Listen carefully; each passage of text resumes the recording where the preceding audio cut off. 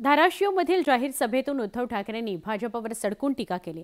मी तुमचे आशीर्वाद घेण्यासाठी आलोय, जुगारासाठी आलेलो नाही, असा थेट हल्लाबोल ठाकरेंनी केला। यावेळी बोलताना पंतप्रधान नरेंद्र मोदी आणि अमित शहांवर सडकून टीका उद्धव ठाकरेंनी केली। 2.5 वर्ष सीएम पदाचा शब्द तुम्ही दिला होता, मात्र बाळासाहेबांच्या खोलीत घेतलेली शपथ तुम्ही तोडली, असा थेट हल्लाबोल ठाकरेंनी अमित शहांवर केला।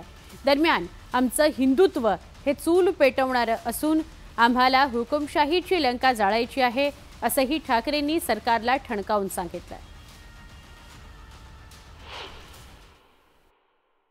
आणि ओमदादा कैलासदादा यांच्या कामाच्या जोरावरती मत मागायला मी आलेलो आहे, तुमचे आशीर्वाद घ्यायला आलेलो आहे।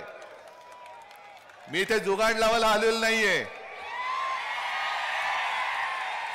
काय तुमची मतं, तुमचे आयुष्य म्हणजे जुगाड, 400चा जुगाड लावलाय।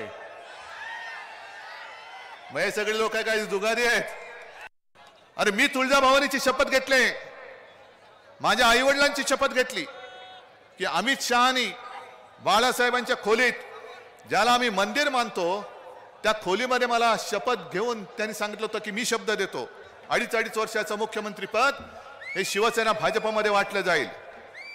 तो शब्द तुम्ही मोडलात आणि उलट मला खोटं ठरवायला निघालात। मग मगाशी ओमराजेंनी जे काय प्रश्न मांडले, अंबादासनी जे मानले, त्या प्रश्नाची उत्तर दिल्यानंतर तुम्ही ठरवायचं खोटं कोण बोलतंय। तुमची पाळी आता आहे ना, ते आली रे आली। आणि मग तुम्ही काय करायचं? तुम्ही सिंगम व्हायचं, काय बोलायचं? आता माझी आता सटकली, आता नाही तुला मत देणार। आली रे आली, माझी पाळी आली आणि आता माझी सटकली, आता तुला इथून सटकवणार।